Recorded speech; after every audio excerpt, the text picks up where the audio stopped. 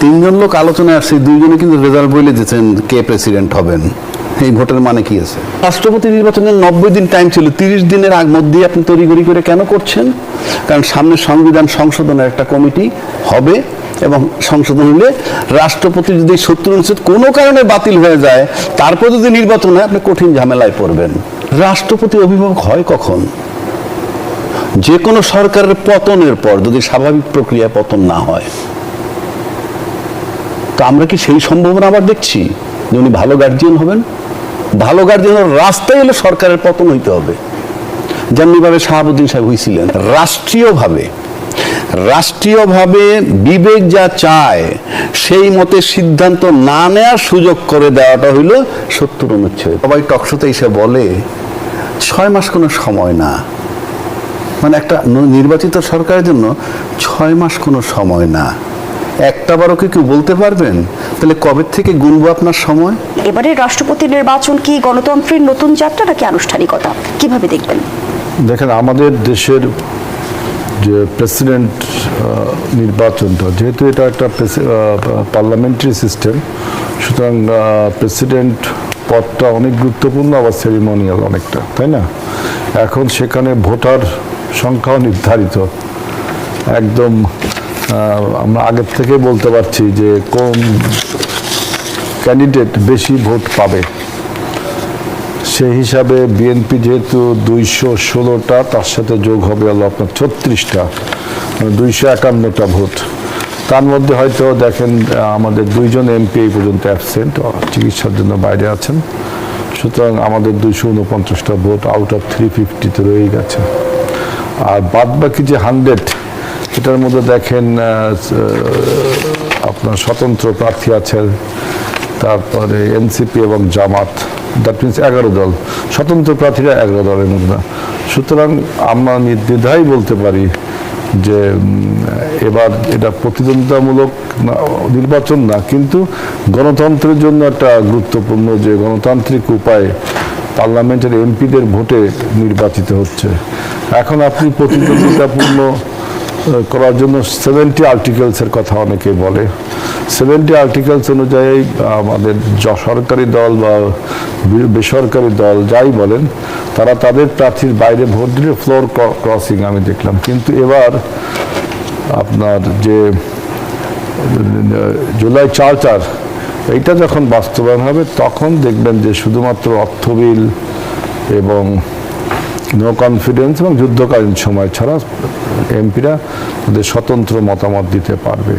সেই মতামত যদি এখনও থাকে, তাহলেও কিন্তু যেহেতু বিএনপির এখানে ভোটের সংখ্যা বেশি, সুতরাং আমরা বলতে পারি যে বিএনপি এই ভোটে জিতবে। কিন্তু গণতন্ত্রের যে সংস্কৃতি, সেটা যে রক্ষা করা হচ্ছে 35 বছর পরে, এবং 2 দলই প্রার্থী দিয়েছে, এটা একটা ভালো দিক।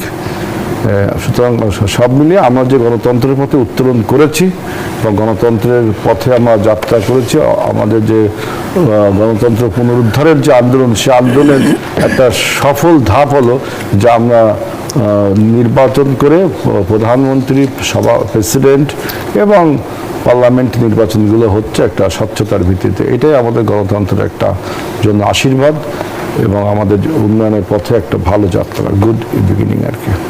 ধন্যবাদ জানাচ্ছি আপনাকে জনাব রহিন হোসেন প্রিন্স। যেমনটি সিইসি বললেন, রাষ্ট্রপতি নির্বাচন হবে ভেরি ট্রান্সপারেন্ট মেথডে, কারো আপত্তি থাকার কথা নয়। তিনি আরো বলেছেন, দেশে একটি গণঅভ্যুত্থান হয়েছে, একজন রাষ্ট্রপতি মেয়াদ শেষ হওয়ার আগে পদত্যাগ করেছেন। এখন কে রাষ্ট্রপতি হবেন তার সবার আগ্রহের কেন্দ্রবিন্দুতে আছে। এই নির্বাচন কতটা তাৎপর্যপূর্ণ? আমি তো মনে করি অবশ্যই তাৎপর্যপূর্ণ, যদি আপনি কয়েকটা দিক থেকে দেখেন। একটা হচ্ছে যে আমাদের দেশে দীর্ঘদিন পরেই আমরা একটা নির্বাচনী পরিবেশ উত্তর জায়গায় আছি, এবং আমাদের এই অর্থের নতুন প্রেক্ষাপটেই একটা রাষ্ট্রপতি নির্বাচিত হওয়া দরকার, এবং আমরা এটা খুশি হব যেমন ব্যক্তি রাষ্ট্রপতি নির্বাচন হবে যে যাকে মানুষ অন্ততপক্ষে একজন সজ্জন ব্যক্তি হিসেবে মনে করেন এবং একটা অসাম্প্রদায়িক মুক্তিযুদ্ধের পক্ষের মানুষ। রাজনৈতিক ডিফারেন্স থাকবে এবং সেক্ষেত্রে রাষ্ট্রের একটা অভিভাবকের ভূমিকা দীর্ঘ ইতিহাসের মধ্য দিয়ে এরকম একটা সজ্জন মানুষ যদি নির্বাচিত হয় এবং নির্বাচিত হওয়ার পরে তিনি যে পিরিয়ডটায় থাকবেন তিনি কতকগুলো যদি দৃষ্টান্ত স্থাপনকারী ভূমিকা রাখবেন বলে আমরা প্রত্যাশা করি। সেই কারণেই কোন ধরনের ব্যক্তি নির্বাচিত হচ্ছেন সেটা একটা গুরুত্বপূর্ণ প্রশ্ন। এটা এক।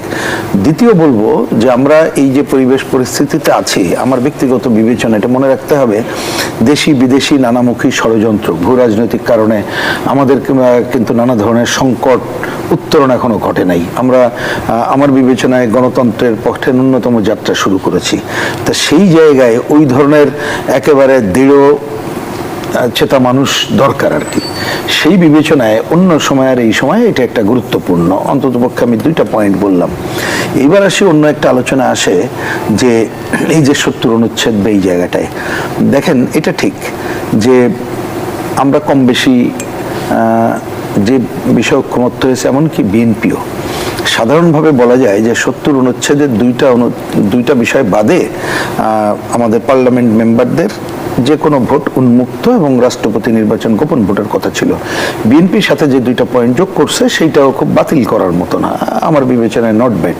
সংবিধান সংশোধন এবং হচ্ছে রাষ্ট্র একটা বিপদে পড়লে ওনারা এটা আনছিলেন, কিন্তু ওনারা এই পয়েন্টে একমত যে রাষ্ট্রপতি নির্বাচনের ক্ষেত্রে এই ধরনের কাজগুলো করলে আপত্তি তাদের ছিল না, কিন্তু এটা তো ইচ্ছা করলেও পারবে না, কারণ আমাদের এটা সংবিধান সংশোধনের সাথে জড়িত। কেউ দেখলাম প্রথম দিন থেকে বলার চেষ্টা করছে ওইটা করে করাতে, এইটা একটা বোকার কথা। সেখানে আমি প্রশ্ন রাখতে চাই, যদি আমরা তর্কের খাতিরে ধরে নেই যে ৭০ অনুচ্ছেদে নির্বাচনে কার্যকর যদি না হতো তাহলে নির্বাচনের চিত্রটা কেমন হতো? ঠিক আছে, ভালো বলছেন। আমি এটা সেই দিকেই বলতাম, আপনি কোশ্চেন করে আরো আমাকে ভালো করে দিয়েছেন। না ঠিক আছে, ওটা খুব ভালো হয়েছে। আমি ওই পয়েন্টটা আগে বলি। একটা তো এটা আমাদের বুঝ থাকতে হবে, সংবিধান সংশোধন আমাদের এইবার অনেকগুলো বিষয় আছে যেটা আমরা চাই হোক। তাতে ধরেন 100% ঐক্যমত্য আছে, বিএনপি হয়তো বাড়তি কিছু করবে, তার সাথে আমাদের ডিফারেন্স হবে, সেটা রাজনৈতিকভাবে মোকাবেলা করব। তা সেক্ষেত্রে তার আগে তো তার জন্য তো আমরা রাষ্ট্রপতি নির্বাচন ফেলে রাখতে পারবো না, সুতরাং এটা নির্বাচন করতেই হবে। এইবার আসি আপনি যে প্রশ্ন করেছেন, আমি ওইটা আসতাম। আচ্ছা, আমি ধরে নিলাম হাইপোথেটিক্যালি, এবং আমি বলেছিলাম যে আমি একটু বলেছিলাম যে উকিল সাহেবেরা যদি এইটা ব্যর্থ হয় ওনারা বলতে পারেন। কথার কথা, বিএনপি ওইখানে কিন্তু বলা আছে দলীয় সিদ্ধান্তের বাইরে ভোট দিলে। তা কথার কথা, বিএনপি যদি এখন দলীয় সিদ্ধান্ত নেয় যাচ্ছে আমরা উন্মুক্ত করে দিলাম, ওই যে উনি বললেন অন কত 251 বলুন না, তার মধ্যে দুইজন বাদে আছে 249, ওনারা হয়তো উন্মুক্ত করে দিল। আচ্ছা ঠিক আছে, আমরা দলগতভাবে উন্মুক্ত করলাম, যারা খুশি তারা ভোট দিতে পারবেন, আমরা দলীয় সিদ্ধান্ত, সুতরাং কারোর যাবে না। তা আমি তো বলি এইবারে এই প্রশ্ন অবান্তর যে একটা ভোট অন্যদিকে যাবে, অন্ততপক্ষে আমি যদি বুঝে থাকি। কারণ এইখানে এটা হয় কি হতো, যদি ব্যক্তি থাকে একটা ভালো থাকে, একটা থাকে আরেকটা থাকে, অনেক সময় যে হর্স ট্রেডিং কেনা বেচার জায়গা থাকে না, সেই জায়গাটা অসম্ভব ব্যাপার, যাকে আমরা রাষ্ট্রপতি হিসাবে আশা করি যিনি আনুষ্ঠানিকভাবে নির্বাচিত হবেন তাকে আমরা জানি। বরঞ্চ এটা আমার একটা ব্যক্তিগত মত বলি, এটা একান্ত ব্যক্তিগত, আমার দলের মত হিসাবে এটা নেওয়া ঠিক হবে না, কারণ দলকে আমরা যেহেতু বলে নাই, আমরা জিজ্ঞেসও করছি না, এটা দরকারও নেই, আমরা যেহেতু পার্লামেন্টে নাই। আমার বিবেচনা আমরা এই রকমের যে একটা কি বলবো যে গণ অভ্যুত্থান উত্তর পর্যায়ে আমরা দেশে নির্বাচনের জায়গায় রাষ্ট্রপতির জায়গায় যাচ্ছি, এইটা যদি সবাই মিলে আমরা এমন একজনকে নির্বাচিত করতে পারতাম, তিনি যেমন মানুষ, অন্ততপক্ষে পার্লামেন্ট মেম্বাররা এক হয়ে যদি করতেন, আমার ব্যক্তিগত আকাঙ্ক্ষার কথা বলছি, এবং সেটা বাংলাদেশে বোধ হয় যে বিএনপি যাকে মনোনীত করেছেন মির্জা ফখরুল ইসলাম আলমগীর, ওনার অতীত কর্মকাণ্ড সব মিলাই টিলাই, সেইটা আমাদের জন্য হয়তো বা একটা ভালো নিদর্শন হতে পারত। কিন্তু আপনি গণতন্ত্রের কথা বলেই আচ্ছা ভোট হচ্ছে হোক, সেটা অন্য আলোচনা, সেটা তো নাকচ করার কোনো সুযোগ আমাদের নাই, নাও বলতে পারবো না। কিন্তু আমার বিবেচনায় সেইটা কিন্তু একটা, আমরা ওই যে বললাম যে এখনো পর্যন্ত গণতন্ত্রের পথে হাঁটার ক্ষেত্রে নানা ধরনের সংকট এগুলো নাই, আমি তা মনে করি না। তা সেই জায়গায় ওই রকম করতে পারলে, যেহেতু আমরা ওই যাত্রার জায়গাটায় আছি, হয়তোবা আমার ব্যক্তিগত বিবেচনায় এটা একটা ভালো নিদর্শন হতে পারত।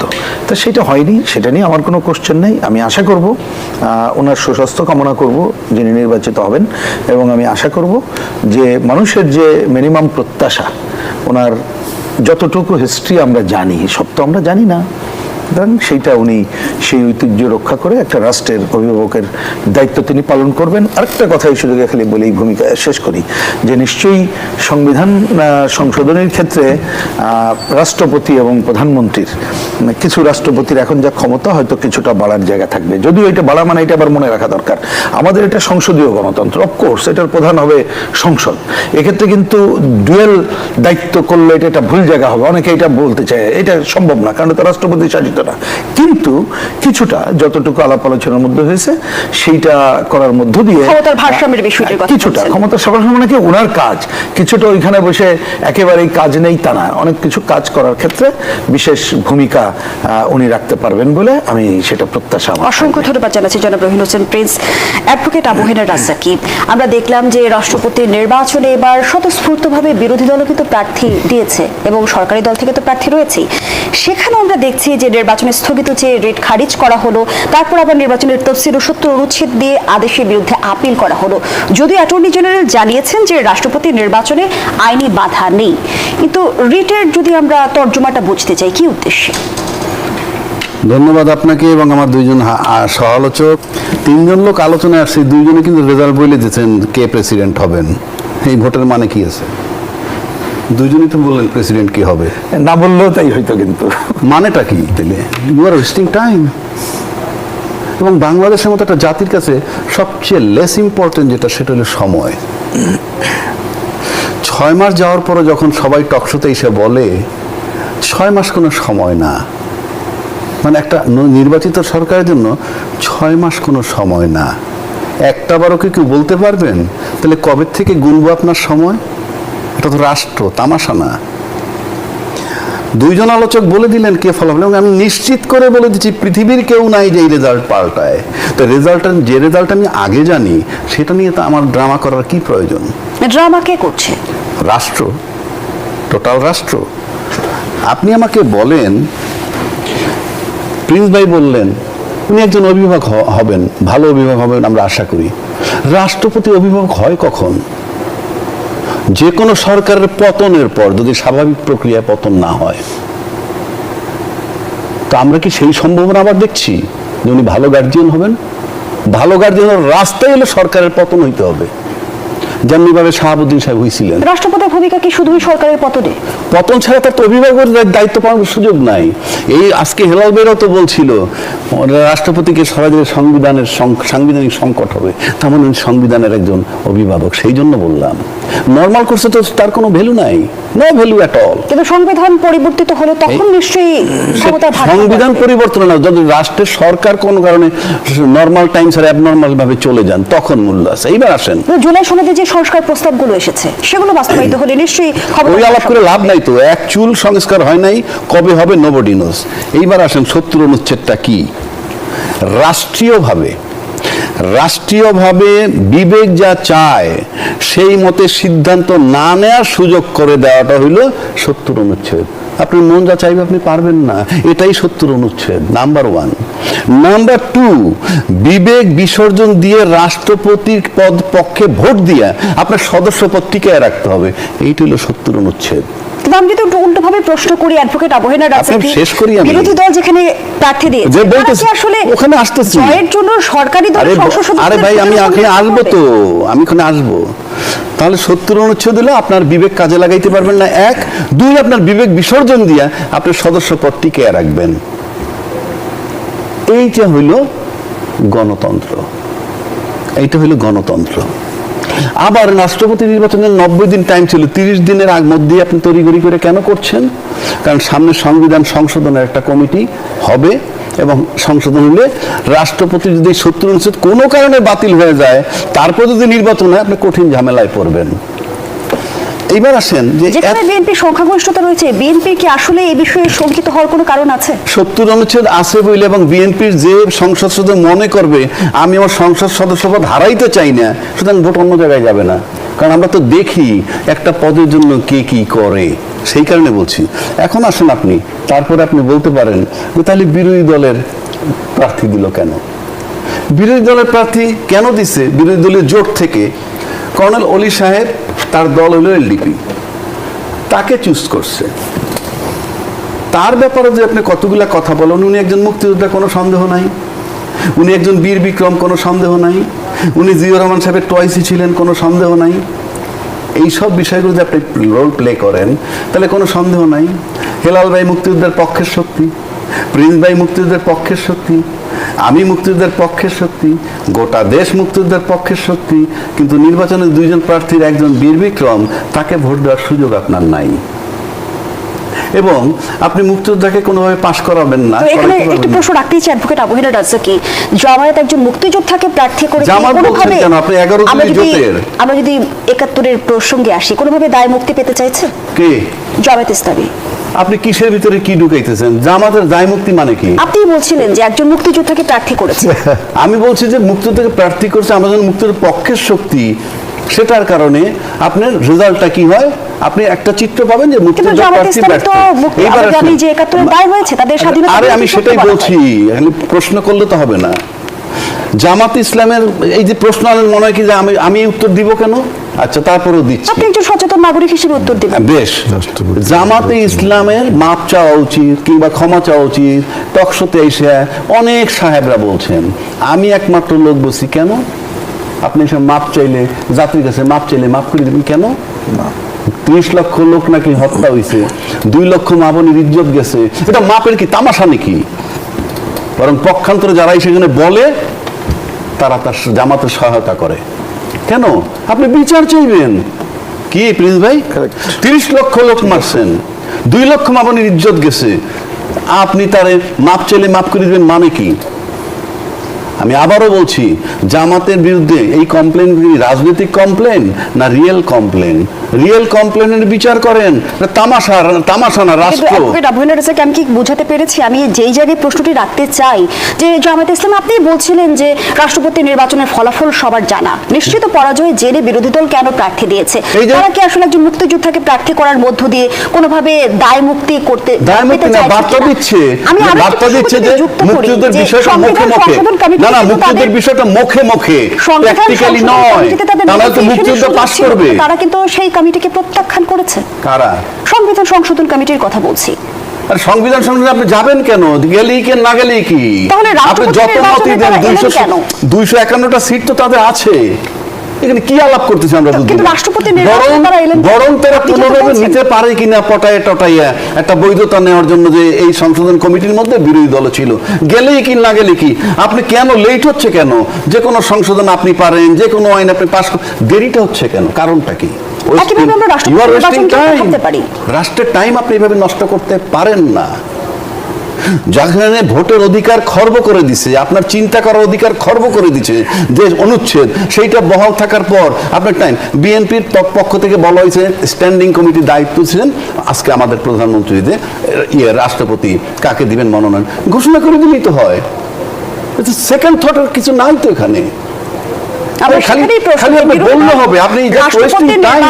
প্রার্থী দিয়েছে, কিন্তু আবার সংবিধান সংশোধন কমিটিতে আবার ভোট হবে প্রকাশ্যে, সদস্য দেয়নি। ভোট হবে প্রকাশ্যে, ভোট হবে প্রকাশ্যে, অর্থাৎ কে ভোট দিচ্ছেন কাকে, এটা প্রকাশ্য। সেই প্রক্রিয়া তো অনুসরণ করা হয়েছে। কি এটা? আমি বলছি এটা কি? এটা কি ইলেকশন? আমি এই যে জানতে চাই। ধন্যবাদ জানাচ্ছি অ্যাডভোকেট আবু হেনা রাজ্জাকি। আজিজুল বাড়ি হেলাল, যে প্রশ্নটি অ্যাডভোকেট আবু হেনা রাজ্জাকি রেখেছেন, সেই প্রশ্নটি আপনার কাছে নিয়ে আসতে চাই। খুবই পপুলিস্ট রাজ্জাকি ভাই, do not take it otherwise. I don't want to undermine and critics you. মানে উনি কিন্তু একজন ওই অ্যাঙ্কর, এখন আমার সাথে বক্তব্য দিচ্ছেন না। ভাই একটা খুব জনপ্রিয় কথা বলছেন যে উই আর ওয়েস্টিং টাইম, কিন্তু বাই ডিফল্ট একটা কথা আছে, বাই ডিফল্ট। আপনি বাংলাদেশে 91-এ আমার পার্লামেন্টারি ফর্ম অফ গভর্নমেন্টে গেছি। তা পার্লামেন্টারি ফর্ম অফ গভর্নমেন্টে পৃথিবীর এমন একটা দেশ দেখাতে পারবেন না যেখানে এই পদ্ধতিতে নির্বাচন হয় না। এখন যেহেতু ওই যে বললাম বাই ডিফল্ট। হেলাল ভাই আমার ভাই, আমি একটা কথা বলি, আমি তো এখানে তো দ্বিমত নাই, কিন্তু আপনার দলীয়ভাবে কি আমরা আস্থার সংকটে ভুগি যে আমার প্রার্থী অন্য কাউকে ভোট দিতে পারে? সেজন্য পৃথিবীর কোন দেশে আছে এই 70 অনুচ্ছেদ? সেটা তো আমি বলছি, আমি এটাও বলছি যে আপনি বলছেন যে we are wasting time, we are not wasting time, we are maintaining A procedure. আমরা একটা প্রসিজিওর মেনটেন করছি। Procedure দ্বিমত নাই তো। আমি বলছি procedure দ্বিমত নাই। দেখেন দ্বিমত তো হচ্ছে আজকে যে we are আপনাদের wasting time। আপনাদের যখন ওই যে বার কাউন্সিল নির্বাচন হয় তখন যদি আপনাদের কোনো প্রতিদ্বন্দ্বী প্রার্থী না থাকে আপনি কিন্তু আগের থেকে বলতে পারেন না যে আমি জিতে গেছি। ওই নির্বাচনে যে না, system বলে থাকে দিচ্ছে। সে স্কুল যে আপনাকে মানতে হয়। তা আমাদের যেহেতু এটা পার্লামেন্টারি সিস্টেম গভর্নমেন্ট, সুতরাং প্রেসিডেন্ট নির্বাচন হবে ইনডাইরেক্ট ভোটে। তা আমরা বলছি যে আমি আর প্রিন্স ভাই যেটা বলতে চেষ্টা করি, যেহেতু এখানে বিএনপি ভার্সেস বিরোধী দলের ভোটের সংখ্যা আমাদের অর্ধেকেরও কম, 1/3 সুতরাং আমি বলছি যে বাই ডিফল্ট আমরাই জিতছি। আর আপনি যদি বলেন উই আর ওয়েস্টিং টাইম, তাহলে জনগণ ভুল মেসেজ পাবে, কারণ we are maintaining a procedure. এখন আছেন 70 আর্টিকেলে। এবং অ্যাডভোকেট আবুল রাজাকে কিন্তু আরেকটি প্রসঙ্গ যুক্ত করেছে যে 70 অনুচ্ছেদের সংখ্যা থেকে আপনারা তড়িঘড়ি করে রাষ্ট্রপতি না নির্বাচনের না, পথে হাঁটছেন। 70 আর্টিকেলসে অনুযায়ী আমাদের এমপিদের কিছু বাইন্ডিংস আছে, সেইটা জুলাই চার্টারে চেঞ্জ করে আপনাদের ওই যে প্রিন্স ভাই আর আমি যেটা বললাম যে আপনার অর্থ বিল আর ওইটা নো কনফিডেন্স এবং জরুরি অবস্থা, এইগুলোর সময় আপনার দলীয় সিদ্ধান্ত নিতে হবে, কিন্তু আর সবগুলো ফাঁকা। কিন্তু যেহেতু জুলাই চার্টার এখনো ইমপ্লিমেন্ট হয়নি, কিন্তু এবার দেখেন উনি যেটা বললেন যে এখানে ক্যান্ডিডেটটাকে প্রিন্স ভাই খুব সুন্দর করে বলছেন যে মির্জা ফখরুল ইসলাম আলমগীর একজন মুক্তিযোদ্ধা, কর্নেল অলিও একজন মুক্তিযোদ্ধা। মির্জা ফখরুল ইসলাম আলমগীর একটা বৃহৎ রাজনৈতিক দলকে দীর্ঘদিন নেতৃত্ব দিয়ে গণ অভ্যুত্থানে বিজয় লাভ করেছে, দলকে ঐক্যবদ্ধ রেখেছে। পাশাপাশি দেখেন কর্নেল অলি আহমেদ আপনার freedom fighter turn into a সেই রাজাকার। সেই হিসাব করে দেখেন, course freedom fighter turn into রাজাকার। আমি এই কথাটা এই জন্যই বললাম, তিনি একসময় আমাদের দলেরই নেতা ছিলেন, স্ট্যান্ডিং কমিটি নেতা ছিলেন। আমি এই জন্য বললাম আমাদের দল 2001 সালে যখন পার্লামেন্ট নির্বাচন করি, আমাদের তখন নির্বাচনী ঐক্য হচ্ছে জামাত ইসলামের সাথে। লোহাগাড়া এবং চন্দনাইশ এই আসনটা আমরা একটা জামাত দিয়েছিল, একটা বিএনপি কর্নেল অলি ভাইকে দিয়েছিলাম। অলি ভাই এমন বক্তব্য দিল যে রাজাকারের সাথে আমরা নির্বাচনী ঐক্য করেছি, এবং তিনি আমাদের এই কথা না মেনে বিএনপিকে অনেক কথাবার্তা বলে উনি নিজে ওখানে প্রার্থী হলেন। উনি চেয়েছিলেন যে উনি একটাই দাঁড়াবেন, ওনার ওয়াইফ একটাই দাঁড়াবেন, বুঝছেন। বিএনপি যখন রাজনৈতিক নির্বাচনী ঐক্য যেহেতু হয়েছে, সেহেতু একটা জামাত পেয়েছে, একটা বিএনপি পেয়েছে, তখন গালিগালাজ করে উনি দল ছেড়ে চলে গেলেন, নিজের দলও গঠন করলেন। তাহলে এমন একজন প্রার্থীর সাথে একজন নিরেট ঝানু এবং বিশ্বাসী রাজনীতিবিদ, সেখানে বিএনপি বা ইভেন এনসিপির ভোটটা অলি ভাই পাবে কিনা আমার সন্দেহ আছে। পলিটিক্সে একটা কথা আছে যে there is no last word in politics. Oli ভাইয়ের জন্য একটা কথা খুবই প্রযোজ্য, যে in politics there is no permanent enemy and permanent অসংখ্য ধন্যবাদ জানাচ্ছি। But there is a permanent interest. Oli ভাই কিসের স্বার্থে যে জীবনের শেষ বয়স হয়তো বলতে পারবে আমি বাংলাদেশের প্রেসিডেন্ট প্রার্থী ছিলাম। আমি ছোট্ট করে প্রশ্নটা আপনার কাছে রাখতেই চাই, 2-1 লাইনে যদি আপনি উত্তরটা দেন। যেমনটি আজিজুল বারী হেলাল বলেছেন যে একজন মুক্তিযোদ্ধা শেষ পর্যন্ত রাজাকারে পরিণত হলো। আমি সেটাই বুঝতে চাচ্ছি। অলি সাহেব তো এলডিপির আছে এখনো, আমরা 11 দলীয় জোটে আছে। আচ্ছা, যদি জামাতে যোগ দিলে কেউ জোট করে, তাহলে যদি হয়ে যায়, রাজাকার হয়ে যায়। অলি ভাই নিজেই বলছে, এখন 2001 সালে অলি ভাই কি বলছে, আমি আপনার সাথে ডিবেট করছি। তাহলে এই যে বিএনপি যখন জামাতের সাথে আমি তো রাজি আছি ভাই, যখন মন্ত্রণালয় নিল দুইটা, তখন কি বিএনপি রাজাকার হয়ে না এটা বিএনপি কি বলছে তখন রাজ্জাকি ভাই যে আমরা রাজাকার? আমি প্রশ্ন, কিন্তু অলি ভাই তো বলছে, অলি ভাই বলছে কেন আমরা জোট। আমি অলি ভাইয়ের কথায় যাচ্ছি না, আপনি যেটা বললেন এখানে। না আমি অলি ভাই যে অলি ভাই টার্ন ইনটু জামাত, অলি ভাই তো বলছে যে আমার রাজাকারের দল বিএনপি কেন ঐক্য করেছে 2001 সালে, কেন আমাকে সিট দেয়নি। আমি ওই কথাটাকে বলছি, ওইটাকে বলছি। ওই সময় তো অলি ভাই ছিল, সেই জন্য তো বললাম অলি ভাইয়ের কথায় অলি ভাইয়ের কথায় ছিল। অলি ভাই হিসাব করছে কোনটা, আমরা বিতর্ক করছি যে বিএনপির সাথে যখন জোট করে দুইটা মন্ত্রণালয় নিয়ে পতাকা নিয়ে ওড়ার পরও বিএনপি রাজাকার হয় নাই, তাহলে আমি জামাতের সাথে জোট করে রাজাকার তো হব না, যেহেতু অতীতের রেকর্ড তাই বলে। অতীতে তো তিনি বলছেন যারাই যাবে তারাই রাজাকার। ওই তো যাওয়ার পর ওইখান থেকে তো শিখছে যে না, জোট বাদলে রাজাকার হয় না। আইডিওলজি অলিভার কথা, জোট বাদলে রাজাকার হয় না। তাহলে অলিভার কোনো যদি জোট বাদলে রাজাকার হয়, তাহলে 2001 থেকে 6 পর্যন্ত কি আমরা রাজাকার ক্ষমতায় ছিল? মুক্তিযোদ্ধা যিনি মুক্তিযুদ্ধর তার একটা রাজনৈতিক বিষয় ছিল, এটা মনে রাখতে হবে যে পুরো পাকিস্তানের যে শাসন শোষণ স্বৈরাচারী ভূমিকা তাকে নাকচ করে দিয়েই আমরা কিন্তু নতুন একটা রাষ্ট্রের জন্য সশস্ত্র সংগ্রাম করলাম 24 বছর ধরে লড়াই সংগ্রামের পরে এসে। তার যারা বিরোধিতা করেছে এবং তারা এটা তাদের পলিটিক্যাল ডিসিশন, এবং খালি বিরোধিতাও করে নাই, তারা অনেকে হত্যাযজ্ঞের সাথে জড়িত, মানবতা বিরোধী অপরাধে তাদের বিচার হচ্ছে। তাদের যে অক্সিলারি ফোর্স ছিল সারেন্ডারের সময় সেটা লেখা আছে, রাজাকার, আল বদর, আল শামস, এবং এদের পলিটিক্যাল শক্তি হচ্ছে জামাত ইসলাম। তা কোনো মুক্তিযোদ্ধা তাদের সমর্থনে কিছু করতে পারে? যদি কোনো মুক্তিযোদ্ধা, আমি মুক্তিযোদ্ধার কথা বলছি, তার সমর্থনে কিছু করে, তাহলে জনগণই চিন্তা করবে যে আদৌ মুক্তিযোদ্ধার ওই জায়গাটা তার বলার নৈতিক অধিকার থাকে কি থাকে না। আপনি কাগজে কলমে তো বাদ দিতে পারবেন না, কাগজে কলমে তো বীর বিক্রম বাদ দিতে পারবেন না, উনি মুক্তিযোদ্ধা নাও বলতে পারবেন না, আমি সেটা না বলতেও চাচ্ছি না, কিন্তু নৈতিকভাবে এই জায়গাটা থাকে না। কিন্তু সবচেয়ে বড় ব্যাপার হচ্ছে, আমি মনে করি যে আলোচনা ওইটুক হলো, কিন্তু যে জায়গাটা আমি আর একটু সুযোগ থাকলে এটা বলি, 70 অনুচ্ছেদের ব্যাপারে দেখেন এইখানে রাজ্জাকি ভাই যেটা বলেছেন, এই পয়েন্টে আমি অন্তত পক্ষে মনে করি যে সেই পয়েন্টে তো অলরেডি এই ডিবেটটা আছে, এবং আমরা এখন এই কথা বলছি। আমি প্রসঙ্গক্রমে একটু বলছি, অনেকবারও বলেছি, এই সংবিধান যখন 1972 সালে 4 নভেম্বর পাস হয়, তার আগে আমাদের পার্টি, কমিউনিস্ট পার্টি, আমাদের পজিশন 18 অক্টোবর 1972 আমাদের পজিশন কিন্তু জানিয়েছিলাম, এবং এই সংবিধানের অনেক অসম্পূর্ণতা দূর করে আমরা চেয়েছিলাম, এবং আমরা বলেছিলাম আরো আলাপ আলোচনা করলেই ভালো হতো। কিন্তু তারপরেও যেটা হয়েছে, বিভিন্ন সময়ের সংশোধনীগুলো আসছে, এবং বাম জোটের পক্ষ থেকে বলে দিই, আমি শুধু সিপিবি না, আমাদের পজিশন, আমাদের যে দফাগুলো আছে, তা আমরা তো 70 অনুচ্ছেদে পুরো উন্মুক্ত করারই পক্ষে, মানে উঠাই দেওয়ারই পক্ষে।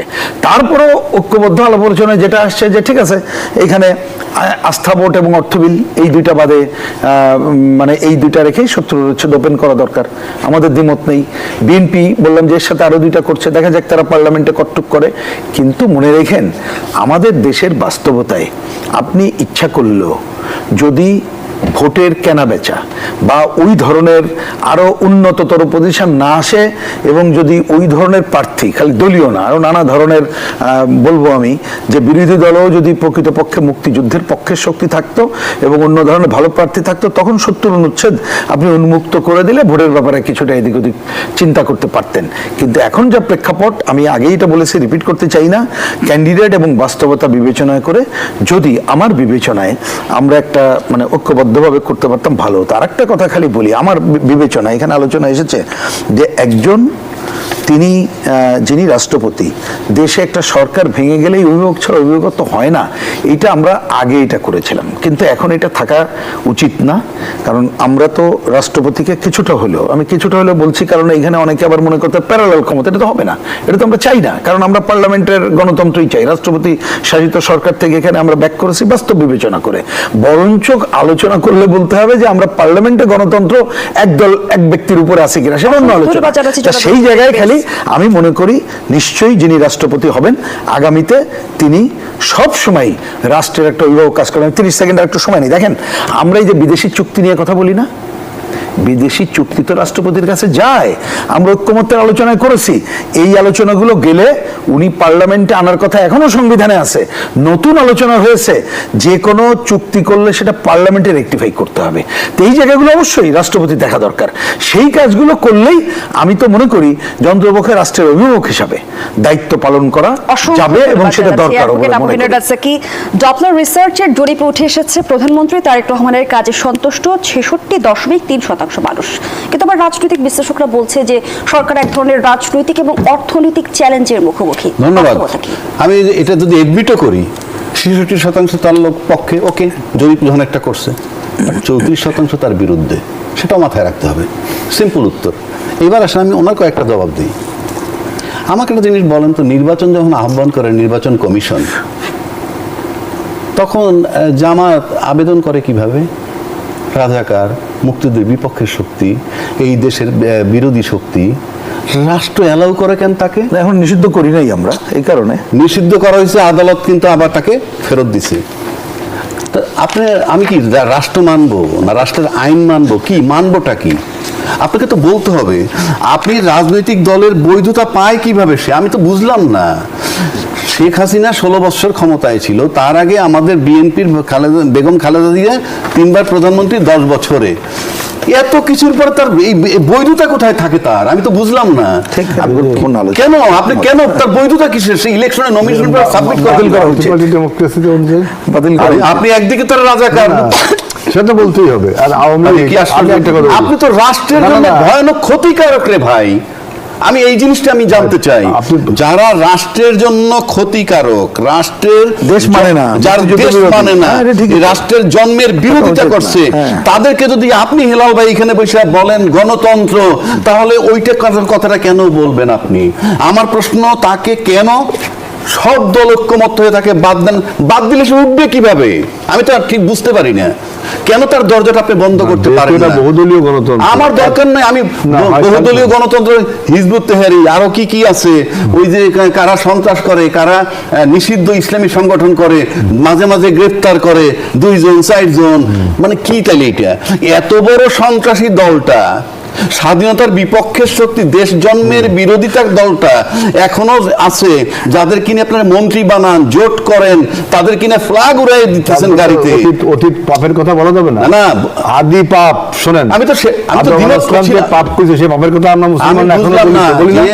আদি পাপ তো কেউ ভাই, আমি মাপ চাই আপনি, মানে আমি আপনার মাপ চাচ্ছি না, আমি আদি অপরাধ যারা, সেই অপরাধীর সাথে ধরেন আপনি এমন একজন অপরাধী আপনার জীবনের সাথে আপনার সাথে আছে, আপনি তার জিন্দেগিতে তার সাথে হাত মিলাইবেন না, আপনি জীবনভর তার দূরে থাকবে। সমাজ বিচ্ছিন্ন মানুষ তো হতে পারছে না। তাইলে আপনি একদিকে শুনুন, দেখেন আপনি আদালত তাকে নিবন্ধন ফেরত দেয়, নির্বাচন কমিশন নমিনেশন গ্রহণ করে, বাছাই পর্ব থাকে, জনগণ ভোট দেয়।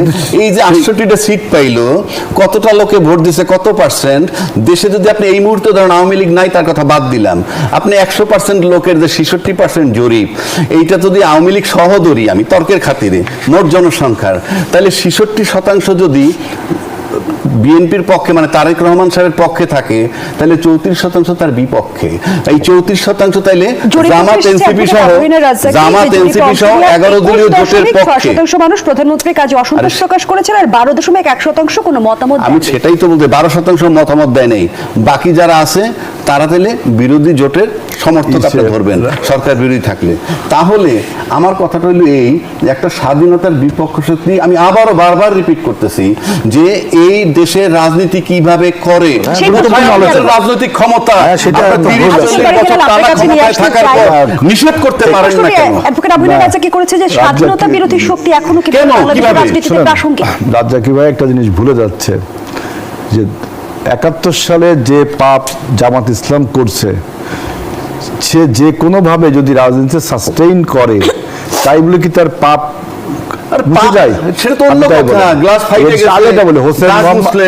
হোসেন মোহাম্মদ এরশাদের বিরুদ্ধে আমরা রাজপথে আন্দোলন করেছি। প্রিন্স ভাই তখন ছাত্রনেতা ছিলেন, আমরাও ছাত্রনেতা ছিলাম। হোসেন মোহাম্মদ এরশাদ রাজনীতি এখন সাস্টেন করে, তার দল সাস্টেন করছে, কোনো না কোনো ভাবে তো আছে। একবার তো 35টা সিটও পেয়েছিল, তারপরে কি হোসেন মোহাম্মদ এরশাদকে আমরা স্বৈরাচার বলতে কি দ্বিধা করবো? তার স্বৈরাচার বলার দেশ বিরোধী বলা এক না, তাকে দেশ বিরোধী না, তাকে স্বৈরাচার মানে তো দেশ বিরোধী ভাই, স্বৈরাচারই দেশ বিরোধী। আমি বলছি এখন দেখেন না, থার্ড আপনি আমার বলতে দেন, দেখেন 24-এর গণ অভ্যুত্থানে গণহত্যার আসামি হাসিনা দেশ থেকে পলাতক, ভবিষ্যৎ কি আমরা জানি না, আমরা অনুমান করতে পারি তার রাজনৈতিক মরণ হয়েছে, সে রাজনীতিতে রিজেক্ট, অ্যাবান্ডেন্ট, সে আমরা মনে করি পরিত্যক্ত, রিডান্ডেন্ট, সব কিছু মনে করি। কিন্তু জানি না ভবিষ্যৎ যদি কখনো রাজনীতি সে তার দল আওয়ামী লীগ করে, তাকে কি আমরা গণহত্যাকারী দল বলতে পারবো না? তাকে কি আমরা এই 24-এর যে হাজার হাজার মানুষের রক্ত তার হাতে, এটা বলতে পারবো না? তিনি রাজনীতি করতে পারছেন বলে কি আমি তাকে সম্মান করে দেবো?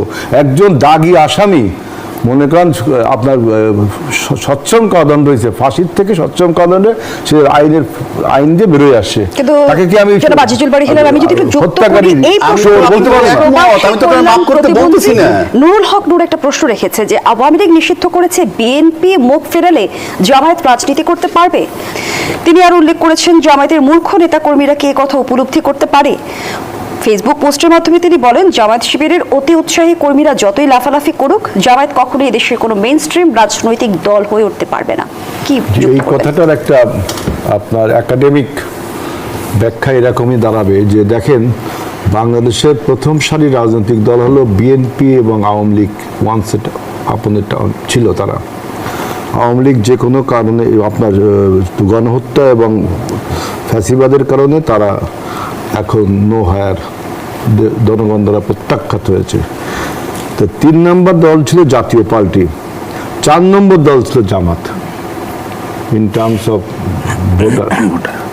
আপনার 4 নম্বর, কিন্তু এই ফ্যাসিবাদের বিদায়ের পরে 2 নম্বর এবং 3 নম্বর দলের ডিসঅ্যাপিয়ারের ফলে যেটা ভ্যাকুম সৃষ্টি হয়েছে, ওই ভ্যাকুমে জামাত ইসলাম আসে, মানে চতুর্থ সারির একটি রাজনৈতিক দল এখন হ্যাপেন্স টু আপনার সেকেন্ড রাজনৈতিক দল। তাহলে কি বলতে চাইছেন তাহলে রাজনৈতিক শূন্যতার সুযোগে জামায়াত জায়গা ভ্যাকুম করে তৈরি নিয়েছে? হয়েছে, আমি সেই ভ্যাকুমটা আমরা যারা গণ অভ্যুত্থানের পক্ষের শক্তি, স্বাধীনতার পক্ষের শক্তি, বাংলাদেশের পক্ষের শক্তি, আমরা আমাদের ধারণা ছিল রাজনৈতিক বিশ্লেষণে আমি বিএনপির রাজনীতি করি, কিন্তু আমার মনে হয়েছিল যে আরেকটি শক্ত রাজনৈতিক দল দরকার এই আওয়ামী লীগ এবং জাতীয় পার্টির বিদায়ের ফলে। সেটা আমার ধারণা ছিল এনসিপির মাধ্যমে সেটা তৈরি হবে, কিন্তু যে কোনো কারণে হোক এনসিপি, এইটা ব্যাখ্যায় আমি যাবো না, এনসিপি এবং জামাত একটা মার্চ করছে, একটা 11 দল করছে। কিন্তু ভবিষ্যতে যদি এনসিপি তাদের নিজস্ব রাজনীতিটা করতে পারে, তাহলে আমার বিশ্বাস জামাত ইসলাম যে ভ্যাকুমটা এখন পূরণ করছে, এই ভ্যাকুমটা এনসিপি পূরণ করবে। তখন জামাত কিন্তু আর মেইন স্ট্রিমের রাজনীতি দল থাকবে। অসংখ্য ধন্যবাদ জানাচ্ছি জনাব আজিজুল বারী হেলাল। জনাব রহিন হোসেন প্রিন্স, এর আগে অ্যাডভোকেট আবু হেনা রাজাকেও প্রশ্ন রেখেছিল যে স্বাধীনতা বিরোধী শক্তি কিভাবে বাংলাদেশের রাজনীতিতে এখনো প্রাসঙ্গিক। সেই জায়গা থেকে আমি নুরুল হক নূরের বক্তব্য যদি যুক্ত করি, যেমনটি আজিজুল বারী হেলাল বলছিল যে রাজনৈতিক শূন্যতার কারণেই জামায়াতের উত্থান, আপনিও কি এই বিষয়টি খুব ছোট করে উত্তর। এটা প্রথমে এটা খুবই কারেক্ট যে তাদের মুক্তিযুদ্ধের যে ভূমিকা বাংলাদেশের রাজনীতি করার অধিকার থাকা উচিত না, আমরা এখন এটা মনে করি, এই কথা বারবার বলছি। কিন্তু এবার মনে রাখেন ওই যে তারা আসলো কিভাবে, প্রথমে তো কিছুটা না সুযোগ দেওয়া হয়েছে। আরেকটা মনে রাখতে হবে, মুক্তিযুদ্ধের সময় 100% লোক তো আর এইদিকে ছিল না, তার বিরোধী শক্তি ছিল, তারা তো আছে। ওই যে ভোটের কথা হেলাল সাহেব বললেন যে ভোটটা একটা, যেহেতু তাদেরকে যখন ভোটের সুযোগ দেওয়া হয়েছে একটা আছে, সুতরাং আছেই তো, সেটা ফুলে ফেপে উঠেছে। বরঞ্চ আমি বলি এইবারে যেটা দেখছেন ভ্যাকুম একটা ব্যাপার, কিন্তু আরো কয়েকটা ব্যাপার ছিল, এটা মনে রাখেন। এবং সেটা আপনি সেই দোষ আমাদেরকে দিতে পারেন যে বিকল্প মুক্তিযুদ্ধের অন্য শক্তি আপনারা তো বিকল্প হতে পারলেন না। আমি সেটা গ্রহণ করার পক্ষে যে এই ধরনের বিকল্প আর একটা শক্তি, নীতিনিষ্ঠ শক্তি না হওয়াতে সুযোগ নিয়েছে। কিন্তু ভোটে শুধুমাত্র ভ্যাকুয়াম বললেও আমার বিবেচনায় কারেক্ট হবে না, এটা আরো মূল্যায়ন হচ্ছে। দেখা যাবে যে পরিমাণ টাকার খেলা ভোটে তারা করেছে, যে পরিমাণ ওই যে বিশেষ জায়গার টিকিট বিক্রির তারা করেছে, হ্যাঁ, মানে এই ধরনের ঘটনাবলী মানুষের কাছে, এটা মনে রাখেন। আর বাইরেরও নানা ঘটনা ছিল, এটা প্রচার, যেটা 111-এর ধারা, যে প্রচলিত রাজনীতিগুলো ফেল করেছে, একবার তাদের দেখলে কি হয়, এমন একটা হাইপ তারা তোলার কাজটা করতে পেরেছে, গুপ্ত থেকে সুপ্ত থেকে বট বাহিনী দিয়ে নানাভাবে, একেবারে ক্যাশ টাকা, বললাম তো টাকার খেলা কল্পনাতীত। এইগুলো বরঞ্চ আমাদের দেখা দরকার। কিন্তু এটা মনে রাখতে হবে যে তাদের তো একটা অংশ আছেই, মুক্তিযুদ্ধ বিরোধী শক্তি ছিল না, আপনি 70-এর ভোট একাংশ ছিল না তাদের, আমরা তো 100% ভোট তো এখানে আসে নাই। তারপরে আমাদের এই সময় যারা ক্ষমতায় ছিল তাদের ব্যর্থতায় তারা এই সুযোগটা পেয়েছে। বরঞ্চ আমি ওনার ওই কথাকে খুবই কারেক্ট আমি অ্যাপ্রোচে ধরি যে বাংলাদেশে মুক্তিযুদ্ধকে স্বীকার না করে, ওই সময় মানবতা বিরোধী অপরাধ করে তারা কিভাবে রাজনীতি করার সুযোগ পায়, সেটা আমাদেরকে রিভিজিট করেই এটা দেখতে হবে। এবং এইবারেও যেভাবে তারা তাদের যে পরিমাণ ভোট বা আসন, সেইটা যদি আমরা ঠিক মতো বিশ্লেষণ করে বিকল্প শক্তি সমাবেশ না করতে পারি, তার জন্য আসলে আমাদের অসংখ্য ধন্যবাদ জানাচ্ছি জনাব রহিন হোসেন প্রিন্স। অ্যাডভোকেট আবু হেনা রাজাকি, যেমনটি নুরুল হক নূর প্রশ্ন তুলেছেন যে বিএনপি মুখ ফেরালে জামায়াত রাজনীতি করতে পারবে কিনা জানতে চাই। আমি প্রশ্ন করে তো এই জন্য আর লাগে না, এখন জামায়াতের ভবিষ্যৎ কি আসলে বিএনপির উপর নির্ভর করছে কিনা? হ্যাঁ, সেটাই বলছি।